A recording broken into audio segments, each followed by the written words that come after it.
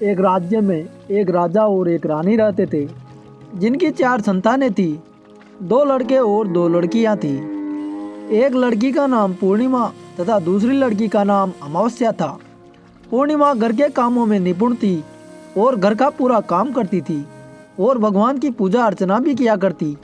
इसके अतिरिक्त वह गौ माता की सेवा भी किया करती। और दूसरी तरफ उसकी बहन अमावस्या ना ही घर का कोई काम करती थी और ना ही भगवान की पूजा अर्चना करती थी और ना ही गौ माता की सेवा करती। पूर्णिमा सर्वगुण संपन्न थी, फिर भी राजा और रानी अपने दोनों बेटे और पुत्री अमावस्या को ही प्यार किया करते थे। राजा के चारों पुत्र और पुत्री धीरे धीरे बड़े हो रहे थे। जब वे बड़े हो गए, राजा ने अपने दोनों पुत्रों का विवाह योग्य कन्याओं के साथ करवा दिया। इसके बाद रानी ने राजा से कहा कि अब दोनों पुत्रियां भी विवाह के योग्य हो गई हैं और इन दोनों का विवाह भी करा दो। लेकिन पुत्री अमावस्या का विवाह किसी बड़े खानदान में कराना और पूर्णिमा का विवाह किसी गरीब परिवार में, क्योंकि पूर्णिमा को केवल भगवान की पूजा पाठ करना और गाय की सेवा करना ही पसंद है। अब रानी ने राजा को दोनों पुत्रियों का रिश्ता तय करने के लिए भेज दिया। राजा ने अपने पड़ोसी राज्य में जाकर वहाँ के राजा के पुत्र से अमावस्या का रिश्ता तय कर दिया और वहीं पास के गांव में जाकर एक गरीब परिवार के लड़के से पुत्री पूर्णिमा का रिश्ता भी तय कर दिया।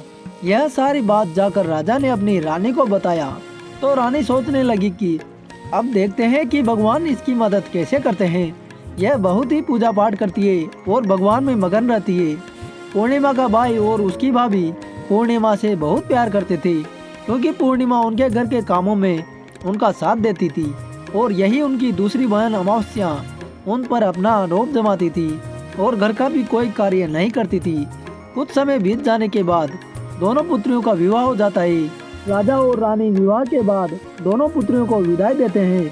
विदाई देते समय राजा और रानी पुत्री अमावस्या को बहुत सारा धन दौलत देकर विदा करते हैं और पूर्णिमा को कुछ नहीं देते, खाली हाथ अपने घर से विदा करते हैं। दोनों बहनें अपने अपने ससुराल चली जाती है। कुछ दिन बीत जाते हैं और एक दिन अमावस्या अपने घर पर शिव जी की कथा रखती है, जिसमें वह सभी गांव वालों को निमंत्रण देती है और अपनी बहन पूर्णिमा को नहीं बुलाती। जब गांव की सभी औरतें अमावस्या के यहाँ जाती है तो यह सब दृश्य पूर्णिमा अपने घर के दरवाजे के बाहर बैठकर देख रही होती है। तब वहाँ से गुजर रही औरतें पूर्णिमा से कहती है कि तुम्हारी बहन के यहाँ शिव जी की कथा रखी है, क्या तुम नहीं चलोगी? पूर्णिमा ने कहा, मुझे निमंत्रण नहीं आया है, मैं नहीं जा सकती। सभी गांव की औरतों ने कहा, बुलाया नहीं तो क्या हुआ, भगवान शिव की कथा है, तुम हमारे साथ चलो। गांव की सभी औरतों की बात मानकर पूर्णिमा उनके साथ भगवान शिव की कथा में अमावस्या के घर चली जाती है। जब अमावस्या की नज़र पूर्णिमा पर पड़ती है तो वह कहती है कि तुम यहाँ कैसे चली आई, मैंने तो तुम्हें यहाँ बुलाया ही नहीं था। खैर कोई बात नहीं, अब तुम आ ही गई हो तो चुपचाप बैठी रहना। और यह सब कहते हुए अमावस्या ने पूर्णिमा की गरीबी का मजाक उड़ाया। पूर्णिमा की आंखों में आंसू आ गए और रोते रोते मन ही मन में पूर्णिमा भगवान शिव से विनती करती है, हे भगवान, क्या पूजा पाठ करना गलत है? गौमाता की सेवा करना गलत है? आखिर मेरी गलती क्या है? आप मुझ पर अपनी कृपा दृष्टि कब बनाएंगे? पूर्णिमा बार बार भगवान शिव से यही कहती रही। इतने में भगवान शिव की कथा पूरी हो जाती है और अमावस्या भगवान का प्रसाद बांटने लगती है। वह सभी लोगों को प्रसाद देती है, लेकिन पूर्णिमा को वह प्रसाद नहीं देती। पूर्णिमा बिना प्रसाद के ही घर लौट जाती है।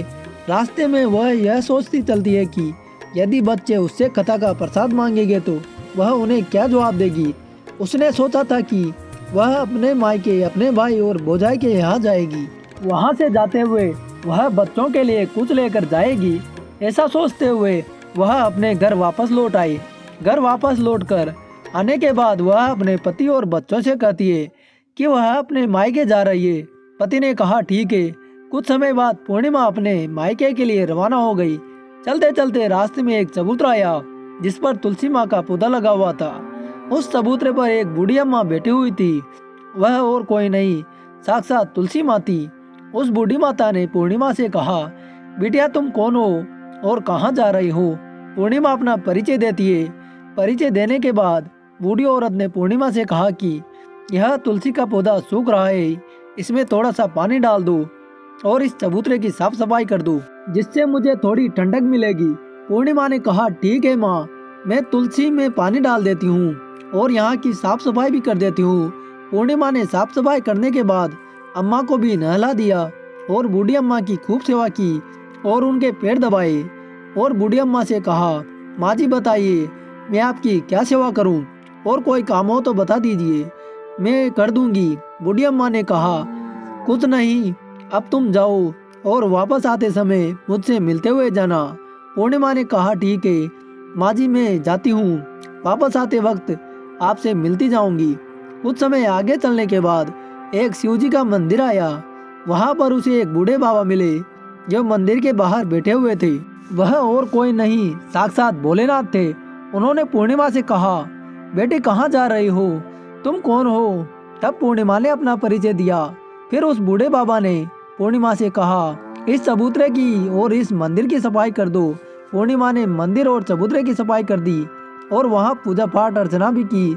साफ सफाई और पूजा अर्चना करने के बाद उसने बूढ़े बाबा को भी नहला दिया और उनसे कहा कि बाबा और कोई काम हो तो बता दीजिए।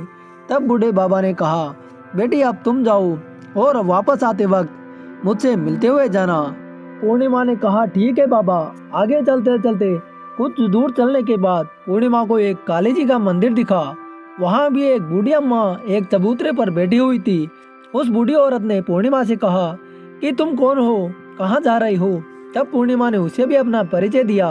बूढ़ी अम्मा ने पूर्णिमा से कहा कि यहाँ पर सभी पूजा पाठ करने के लिए आते हैं, लेकिन मंदिर की साफ सफाई करने के लिए कोई नहीं आता, इसलिए तुम मंदिर की और चबूतरे की साफ सफाई कर दो।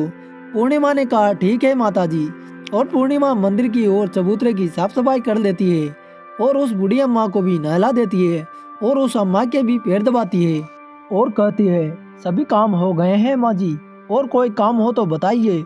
बूढ़ी अम्मा कहती है कि नहीं बेटी अब तुम जाओ, लेकिन वापस आते वक्त मुझसे मिलते हुए जाना। पूर्णिमा कहती है ठीक है और वह आगे चली जाती है। आगे चलते चलते एक नदी आती है।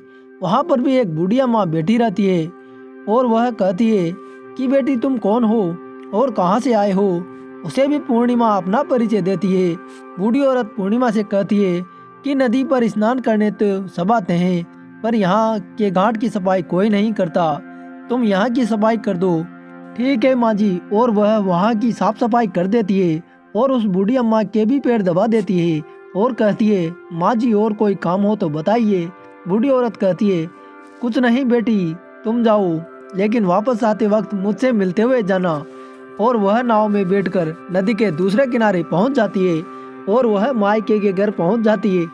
वहां पर पूर्णिमा के भाई और भाभी उसे देखकर बहुत खुश हो जाते हैं और वे पूर्णिमा की खातिरदारी करते हैं और उससे बहुत सारी बातें करते हैं और कहते हैं, बच्चों को भी साथ लेकर आती तो बहुत अच्छा होता। अब कुछ समय के बाद पूर्णिमा ने वापस अपने ससुराल जाने के लिए कहा तो उसकी भाभी ने उसके लिए एक साड़ी दी और थैले में बच्चों के लिए कपड़े और खाने पीने की कुछ चीजें रख दी और कहा कि तुम बहुत दिनों के बाद आती हो, अब की बार जल्दी वापस आना। इसके बाद पूर्णिमा अपने ससुराल के लिए रवाना हो गई और उसी नदी के किनारे पहुंची और नाव में बैठकर दूसरे किनारे पर उतर गई। वहां उतरने के बाद वहां पर उसे वही बूढ़ी अम्मा मिली जो साक्षात गंगा मैया थी। उस बूढ़ी अम्मा ने पूर्णिमा को एक थैला दिया और कहा कि इसे तुम अपने घर जाकर ही खोलना। अब पूर्णिमा के पास बहुत थैले हो गए थे। उन्हें लेकर पूर्णिमा वहां से रवाना हुई। आगे कुछ दूर चलने पर काली माँ का मंदिर आया। वहां पर काली माँ बूढ़ी माँ के रूप में विराजमान थी। उसने कहा, आ गई बेटी? पूर्णिमा ने कहा, हाँ माँ जी मैं आ गई। काली माँ ने उसे एक थैला दिया और कहा, तुम यह थैला अपने घर जाकर खोलना। पूर्णिमा ने कहा ठीक है। अब पूर्णिमा के पास 3 थैले हो गए थे। 3 थैले लेकर पूर्णिमा आगे बढ़ी